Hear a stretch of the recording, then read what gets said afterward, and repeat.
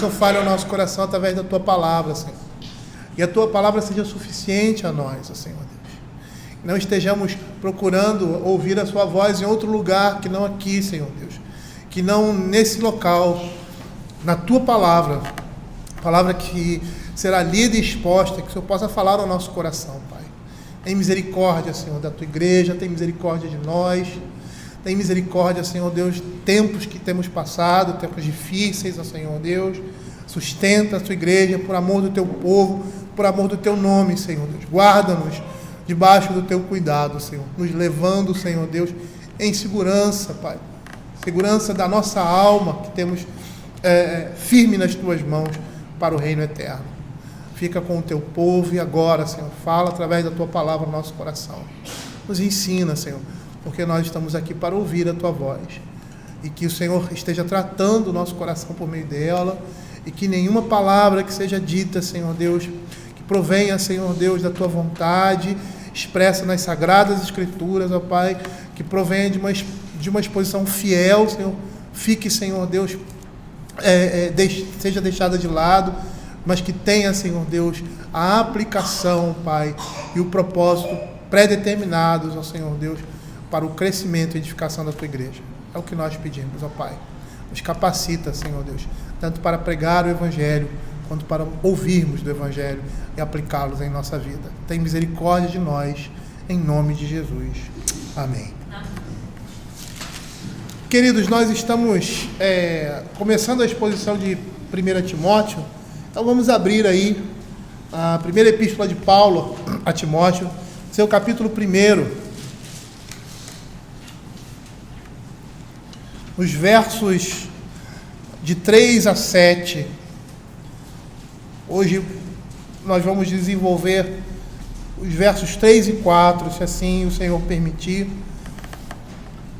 Mas estaremos aí dando continuidade a esses versos. Eu vou ler do verso 1 até o verso 7, né, nesse fragmento, tá? E aí estaremos iniciando a nossa exposição. Paulo, apóstolo de Cristo Jesus, pelo mandato de Deus, nosso Salvador, e de Cristo Jesus, nossa esperança. A Timóteo, verdadeiro filho na fé, graça, misericórdia e paz da parte de Deus e de Deus Pai e de Cristo Jesus, nosso Senhor. Quando eu estava de viagem rumo à Macedônia, te roguei permanecesse ainda em Éfeso para admoestar a certas pessoas, a fim de que ninguém ensine outra doutrina, nem se ocupem com fábulas e genealogias sem fim, que antes promovem discussões do que o serviço de Deus na fé. Ora, o intuito da presente admoestação visa ao amor, que procede de coração puro, de consciência boa e de fé sem hipocrisia. Desviando-se algumas pessoas dessas coisas, perderam-se em loquacidade frívola, pretendendo passar por mestres da lei, não compreendendo, todavia, nem o que dizem, nem os assuntos sobre os quais fazem ousadas asseverações. Nas semanas anteriores, nós começamos a epístola de Paulo a Timóteo e falamos da importância dessa epístola, porque aqui nós temos a base da Igreja de Cristo, né? A nossa eclesiologia está fundamentada aqui, né?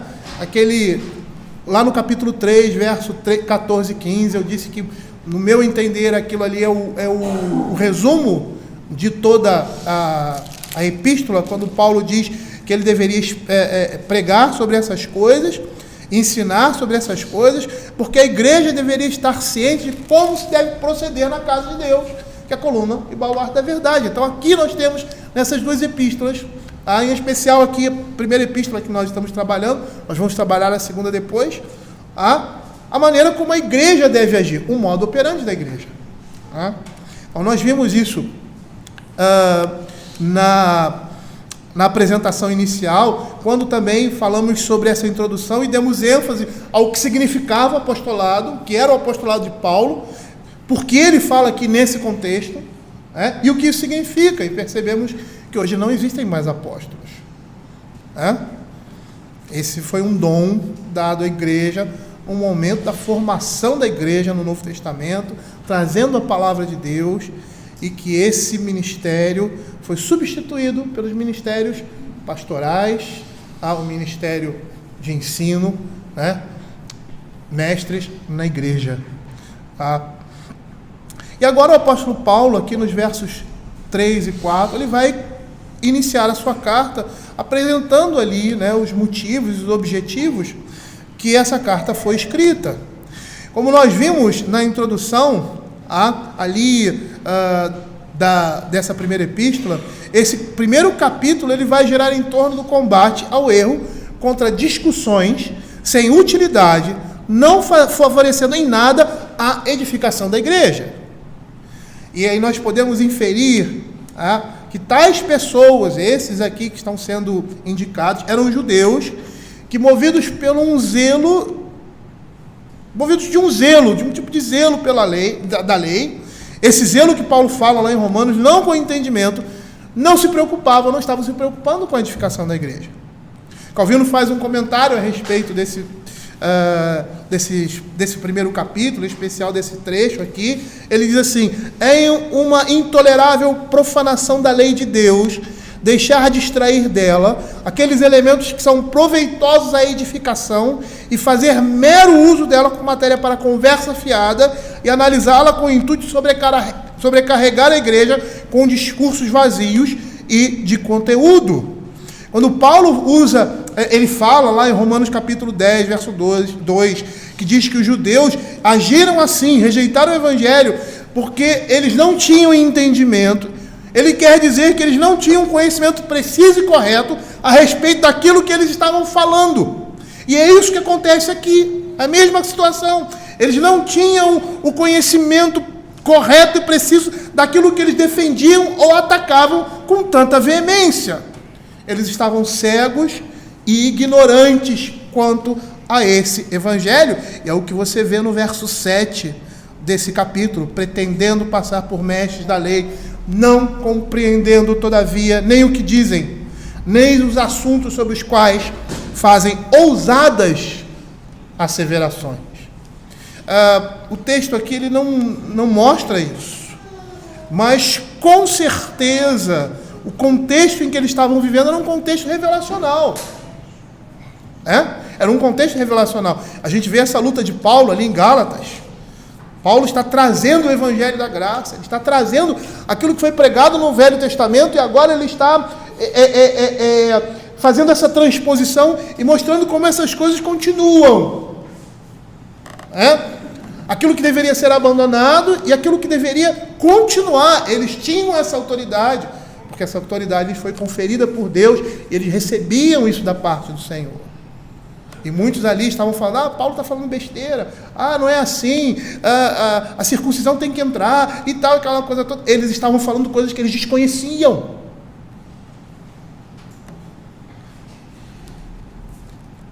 Questionando aqueles que foram, e contrariando aqueles que tinham uma revelação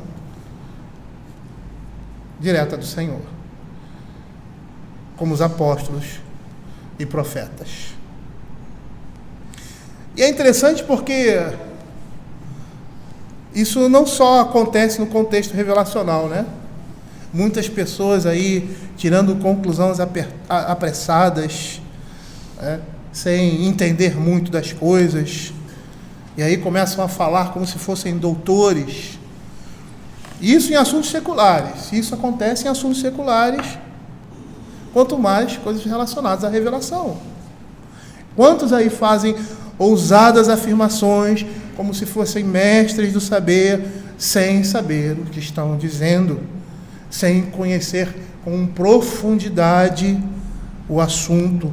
E aí o que acontece?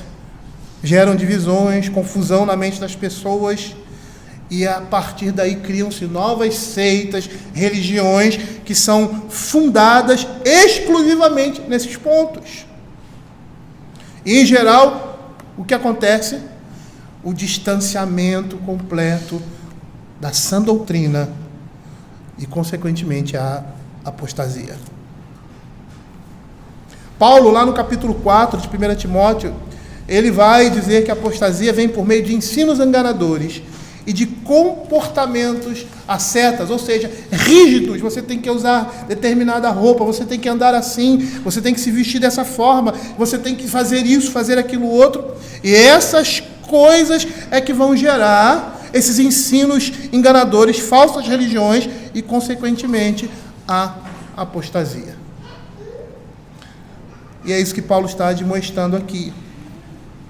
E aí no verso 3 ele diz assim: quando eu estava de viagem rumo da Macedônia, te roguei permanecesses ainda em Éfeso para admoestar a certas pessoas, a fim de que não ensine outra doutrina.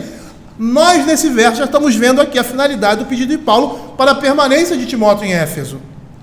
É interessante perceber aqui que a obra desses homens evangelistas, Timóteo e Tito, era muito parecida com a dos apóstolos.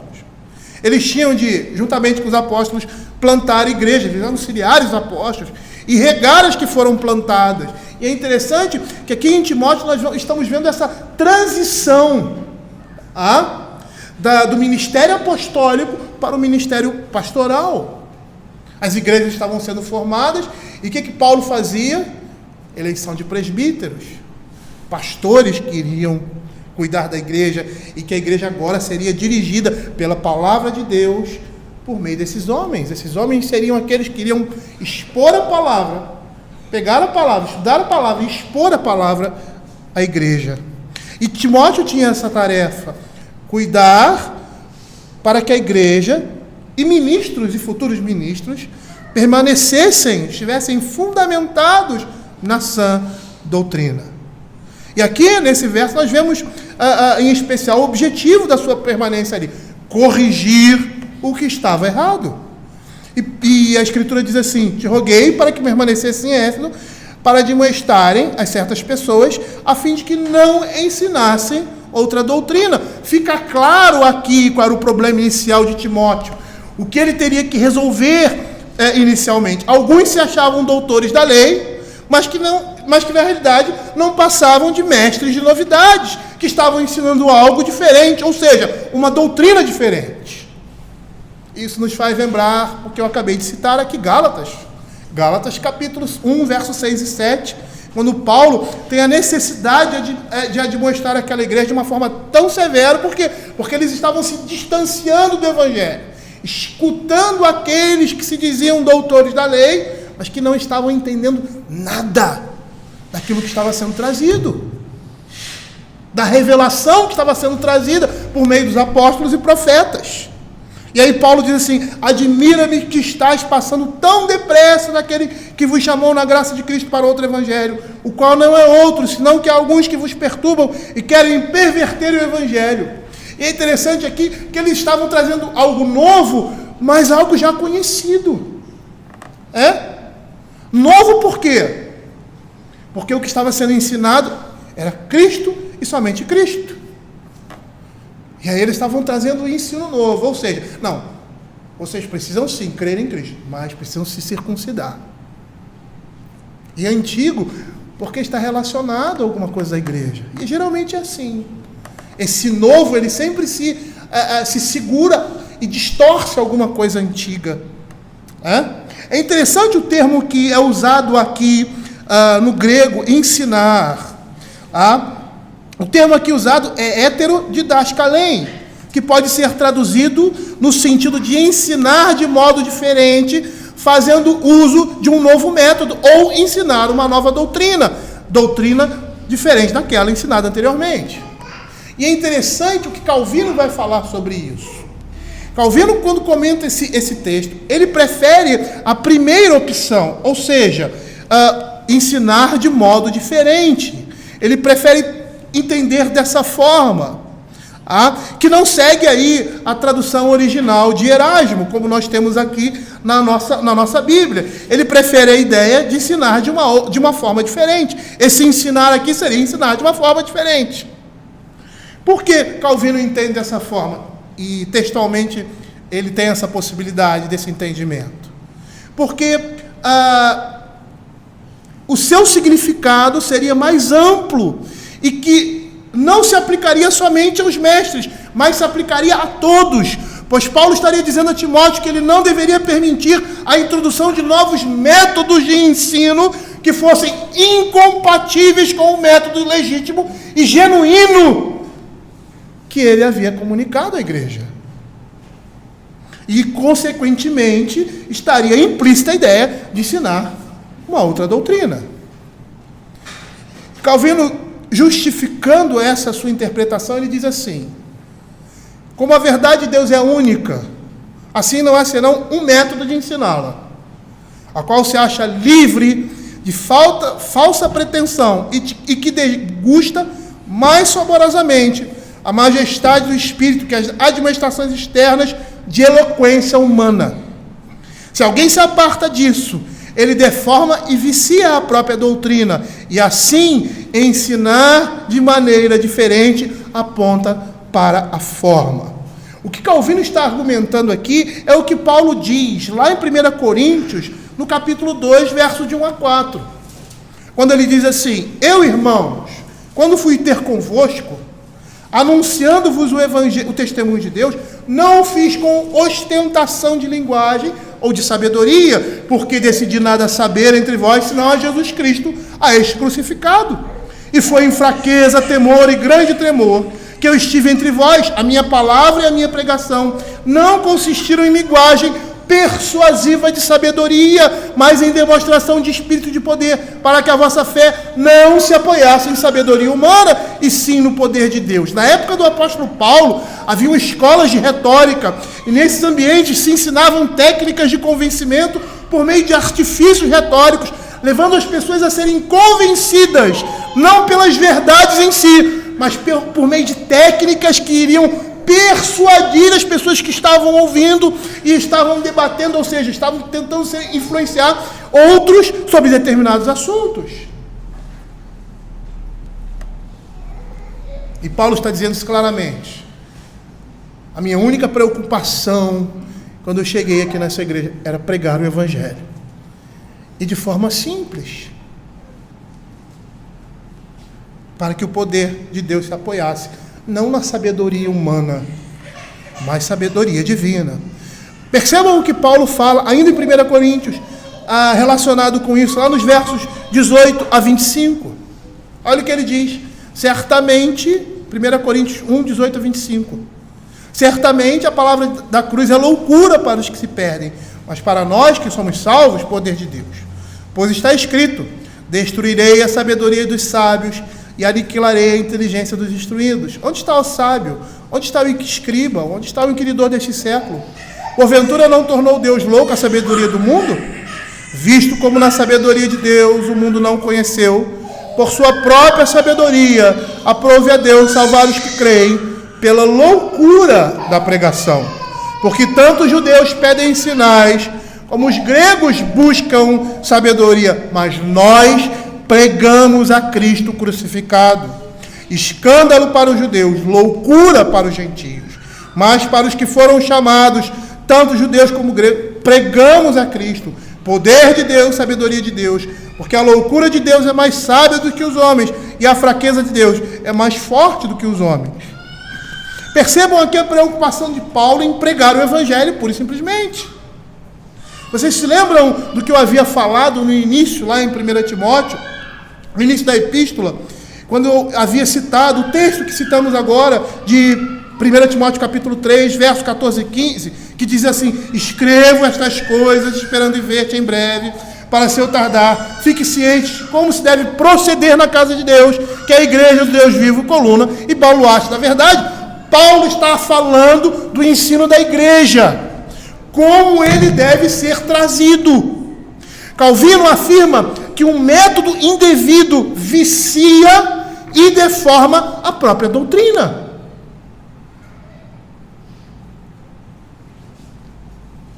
Nós temos visto uma discussão aí, recente, a imagem de Cristo para fins didáticos.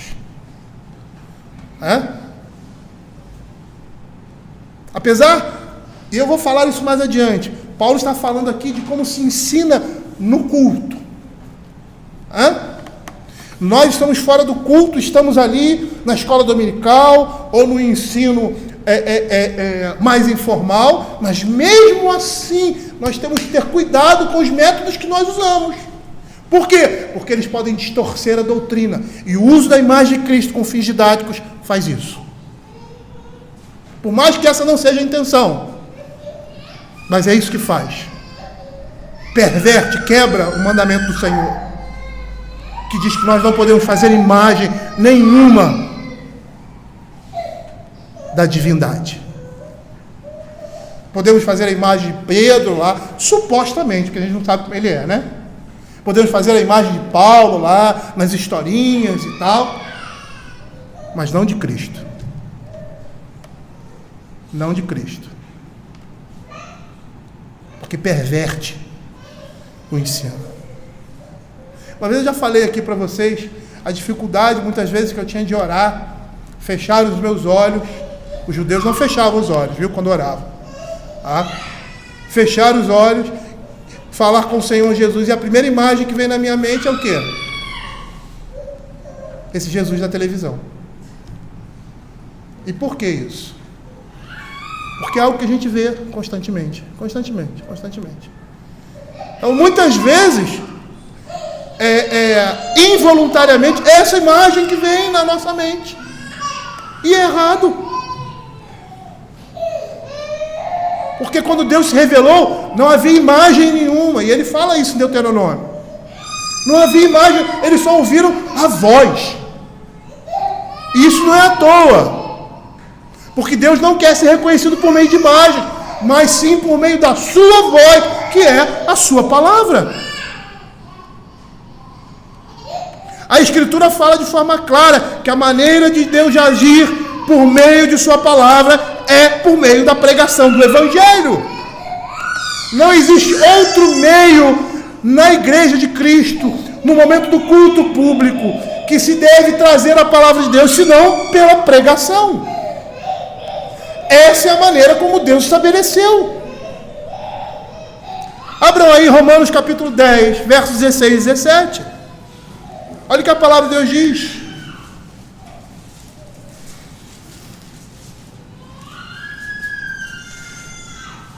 Mas nem todos obedeceram ao Evangelho, pois Isaías diz: Senhor, quem acreditou na nossa pregação?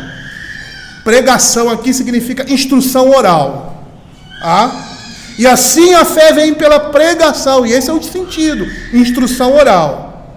E a pregação, instrução oral, pela palavra de Cristo. Ou seja, essa expressão aí, fala de palavra de Cristo, significa no original, exposição da palavra de Cristo. Ou seja, aquilo que conhecemos como pregação, fala, discurso, mensagem.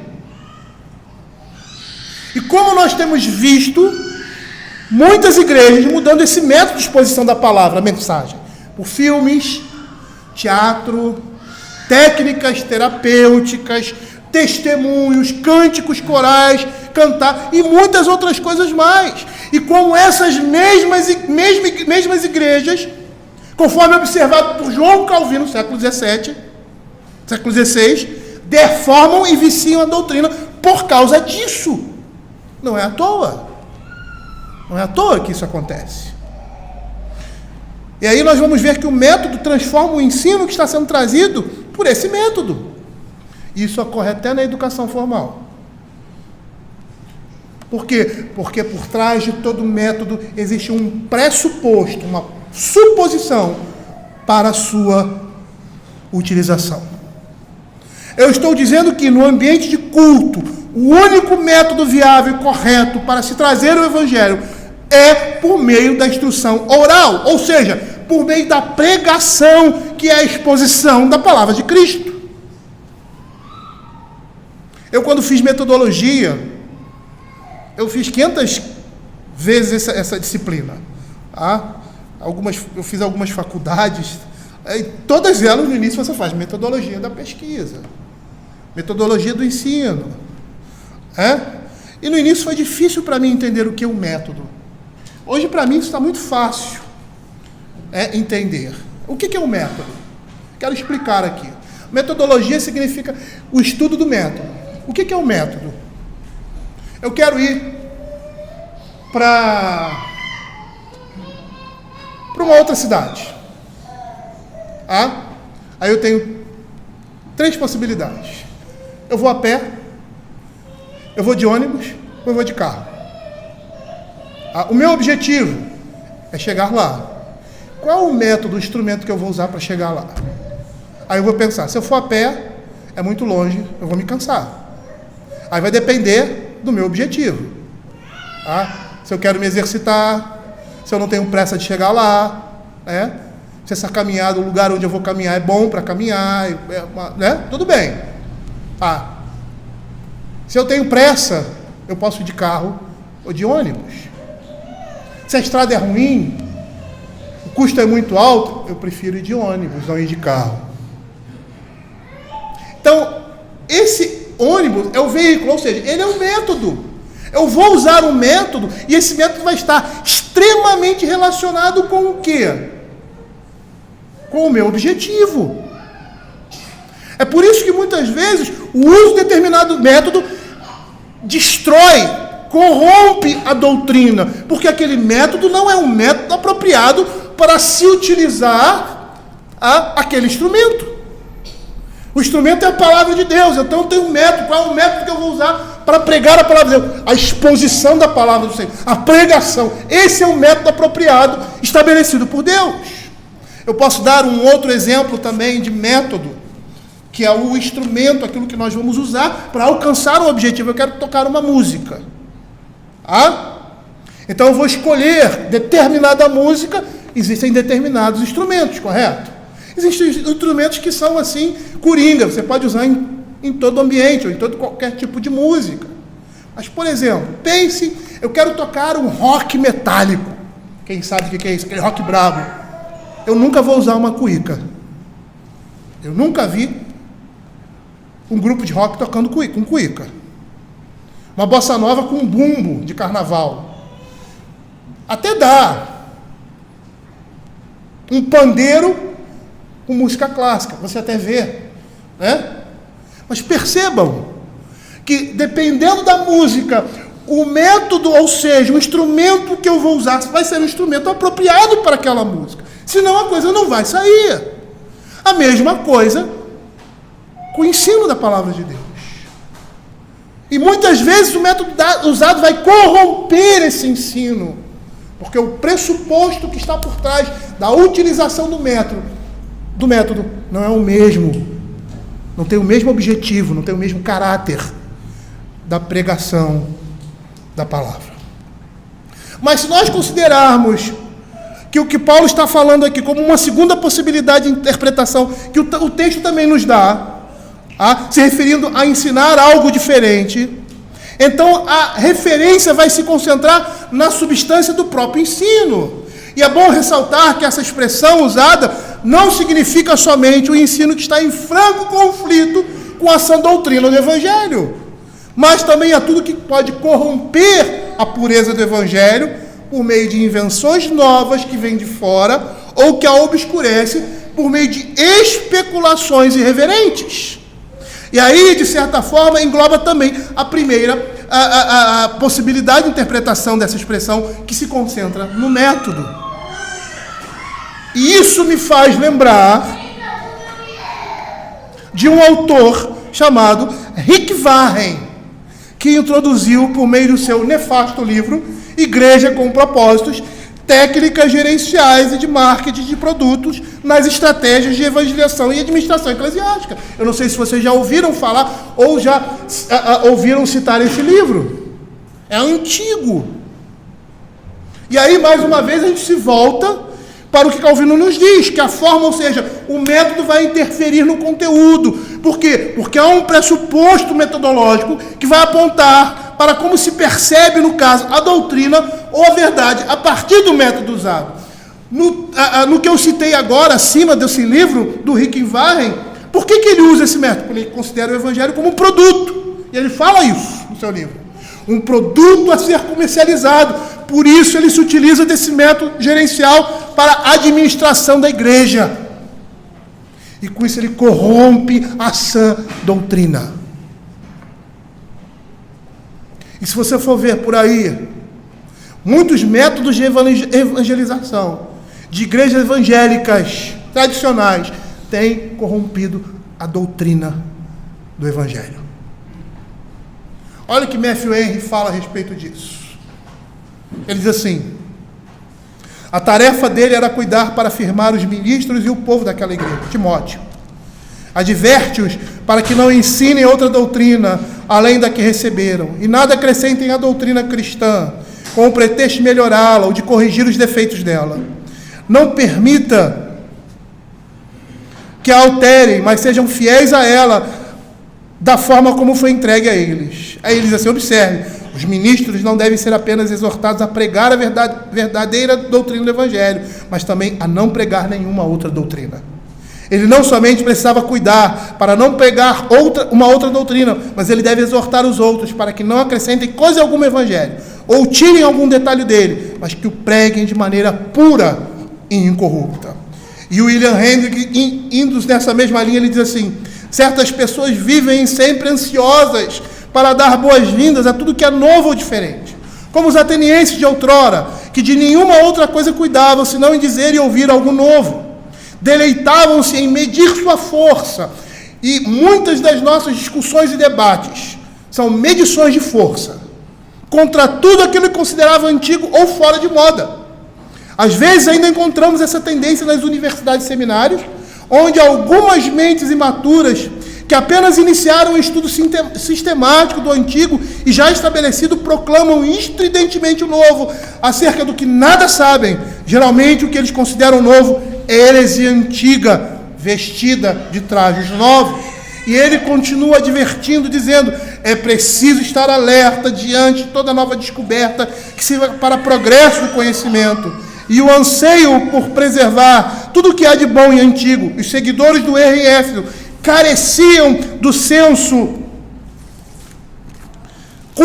de cuidadoso escrutínio, análise, investigação e estudo, e cautelosa ponderação.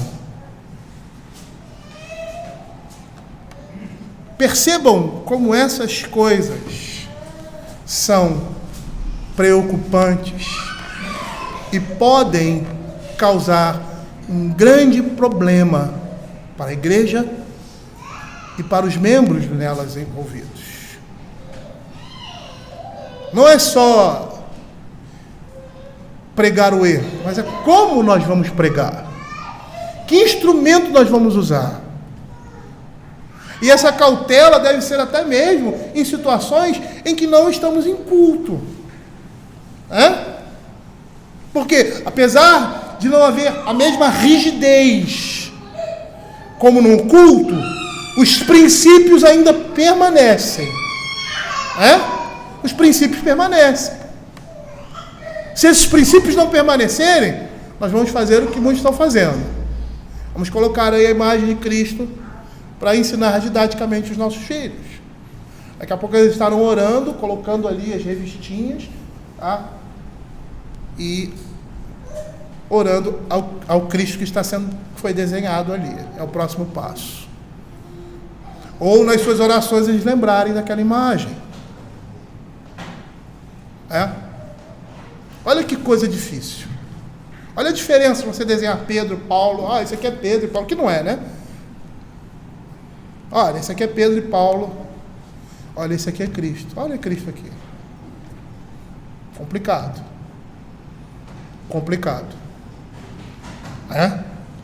Nós estaremos contribuindo para a idolatria, sem saber, no coração dos nossos filhos. Porque ao meu exemplo, quando você falar em Cristo, vamos orar ao nosso Senhor Jesus, ela vai fechar os seus olhinhos, e a imagem que ela vai vir à sua mente vai ser aquela da revistinha. Como isso é grave, como isso é sério,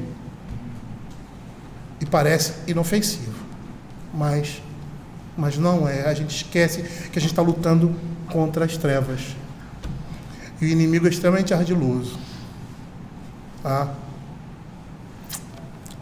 Mas vejam o que Paulo está dizendo aqui. Ele diz assim: nem se ocupe com fábulas e genealogias sem fins, que antes promovem discussões do que o serviço a Deus na fé.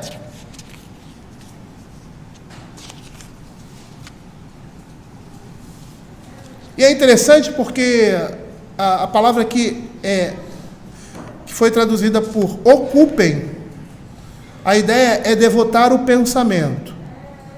Ou seja, é como se Paulo estivesse dizendo, nem fiquem pensando, né, em fábulas e genealogias sem fins.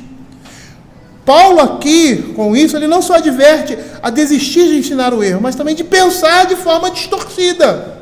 Por quê? Porque o pensamento distorcido leva ao erro. É interessante que eu vejo hoje muitos se dizendo reformados, que postulam supostamente a doutrina reformada, mas têm uma mente pentecostal, e muitos são sinceros. Daí surgem os grandes erros, por pensarem a teologia, os ensinos da palavra de Deus, dentro de uma cosmovisão pentecostal.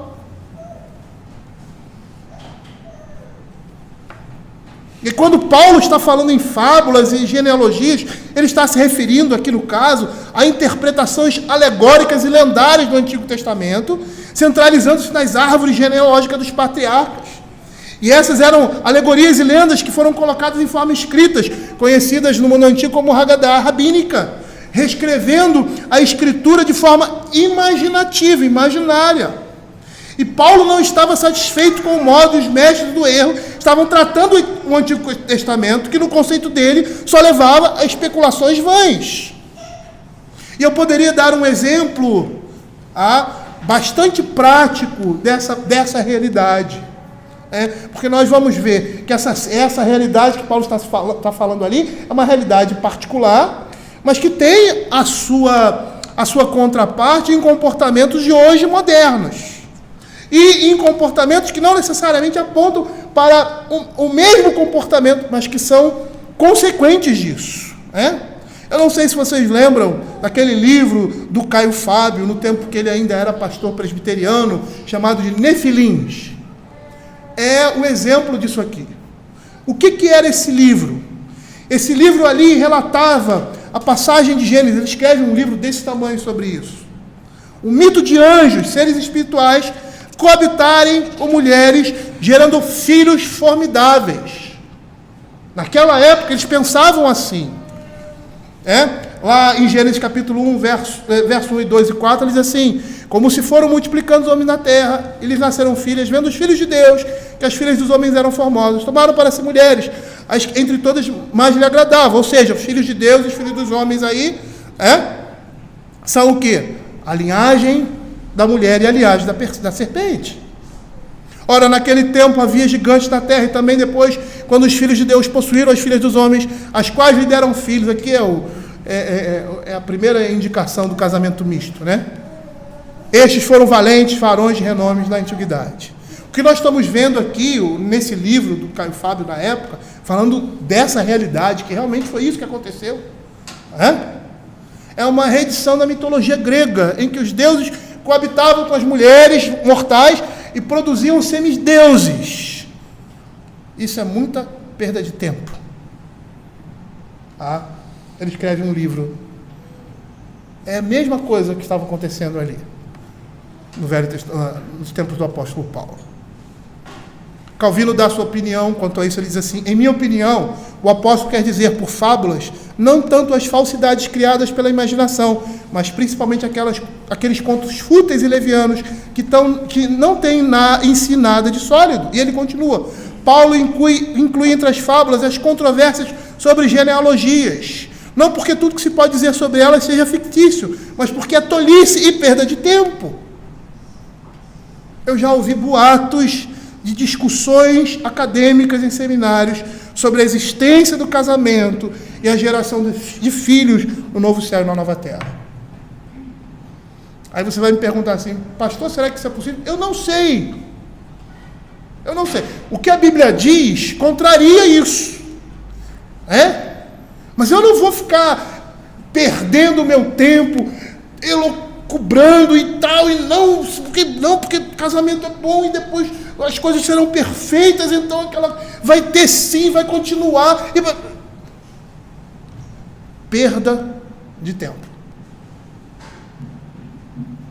Porque a Escritura tem muitos ensinos claros na palavra de Deus, e que nós devemos nos prender a eles e aprender Porque sempre estamos nos deparando com um novo ensino, do que perder tempo com essas coisas.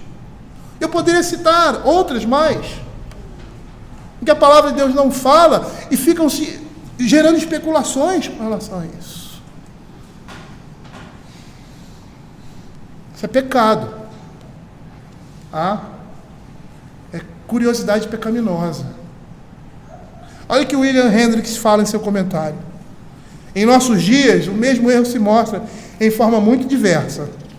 Em vez de estudar essa palavra infalível, alguns recorrem a toda sorte de fantasias milenistas. Ou preferem ver fantasias milenistas o que vai acontecer no final dos tempos. Ou preferem ver na tela um embelezamento antibíblico da história de José, com ênfase especial, naturalmente, no famoso incidente em conexão com a mulher de Potifar. E aí tiram várias conclusões e tal. É o que geralmente se faz na literatura. Só abrindo um parênteses aqui. É uma poesia de Carlos Drummond de Andrade que ele diz: no caminho tinha uma pedra no meio do caminho e tal, e aquela coisa toda. E aí tem congressos. O que é essa pedra? Congressos de literatura.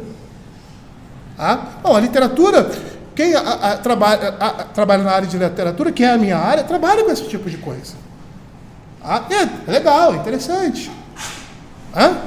Lá tem o seu lugar. E aí um dia fizeram uma entrevista com ele. Porque nesses congressos, a pedra é uma grande dificuldade, é isso. Aí perguntaram: Drummond, o que você quer? Não, é porque um dia eu estava andando na rua e vi uma pedra, pisei na pedra e resolvi fazer um poema. É isso que estão fazendo com a palavra de Deus. Fazer isso com o poema de Drummond é nome para ele. Essa não foi a intenção dele. Não era a intenção dele. A intenção dele era falar daquilo que aconteceu. E o poeta é assim, sai escrevendo um monte de coisa. Caiu, chorou, caiu uma lágrima, começa a escrever, fantasiar. Ótimo, excelente. Mas na escritura, não dá. Não dá. Não dá. Continuando o comentário de William Hendricks. Ou um suplemento igualmente antibíblico da história de Sansão, com ênfase exagerada onde? Dalila. Cria-se uma história, Dalila, pai de quem, mãe de quem, aí vai, e ela. A Bíblia não fala nada disso. Sabe com o que se parece? Uma coisa que acontece hoje, com as histórias bíblicas que a Record apresenta. É um desserviço. Eles ficam enchendo linguiça nos hiatos da palavra de Deus. E tem gente que, não, amanhã eu já escutei. Amanhã eu vou saber o que vai acontecer, não sei o que, babá. Falei: fulano, você quer conhecer a história bíblica? Vai ler a Bíblia. Não, mas por quê? Não, isso aí não tem nada a ver com a história, isso é invenção. Não tem nada a ver com a história bíblica. Essas coisas só prejudicam, só trazem confusão. Olha o que Hendricks continua falando. Ora, a verdade é que há um lugar legítimo para o exercício do dom da imaginação. Mas se alguém começa a misturar a história sagrada com ficção, isso para efeito teatral, para um prazer grotesco, e olha que o William Hendricks não assistia a Record, viu? Uma emoção inebriante ou satisfação da vã curiosidade está distorcendo a própria essência e propósito do registro sagrado. Sabe o que Paulo diz a respeito disso? Só promove discussão. Olha o que ele diz: não se ocupem a fim de que de fábulas, genealogias sem fim, antes promovem discussão do que o serviço a Deus. Eles deveriam produzir o ensino da palavra, serviço a Deus, mas estão produzindo com as suas invenções, se utilizando a palavra, confusão. Só promovem discussões inúteis e sem edificação nenhuma. E Calvino diz que com essa afirmação Paulo está julgando a doutrina pelo seu fruto. Ou seja, tudo que não edifica deve ser rejeitado, ainda que nenhum outro defeito tenha. Tudo que serve para suscitar controvérsias deve ser duplamente condenado, diz João Calvino. E por que às vezes eu uso as palavras desses homens? Porque eu não quero dizer o que eles disseram. Pura e simplesmente, porque as minhas conclusões muitas vezes vão ser iguais a deles, porque eu estou lendo esses mesmos autores, mas que a igreja possa ver que isso não está vindo da cabeça do pastor da igreja. Homens anteriores a nós falavam dessas coisas e pregavam essas coisas, com essa mesma aplicação. Nós devemos ter em mente que as doutrinas devem ser comprovadas mediante o fruto, edificação, crescimento, humildade, que possam produzir na vida daqueles que a exercitam. Entretanto, se ensinos que ocasionam motivos de controvérsias infrutíferas devem ser rejeitados como indignos da Igreja de Cristo, diz João Calvino. E aí, eu falando agora, questões como uso de vinho na ceia ao invés de suco de uva, não que eu seja contra o uso de vinho na ceia. Uso do véu.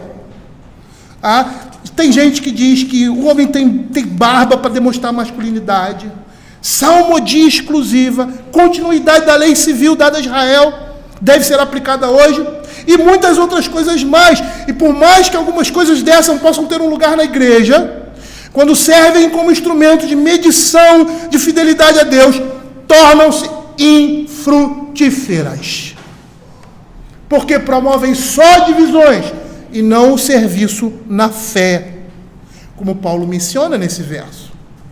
Essas coisas provocam mais polêmicas e discussões do que o serviço na fé. E Calvino, ainda falando sobre isso, ele diz que sutilezas desse gênero edificam os homens na soberba e na vaidade, não em Deus, e é o que nós vemos. E a edificação que o apóstolo Paulo apresenta aqui é segundo a piedade, pois tem a aprovação de Deus, é obediente a Deus, e com isso inclui amor uns pelos outros, o temor de Deus, o arrependimento, pois tudo isso é fruto da fé, que sempre vai conduzir à santidade.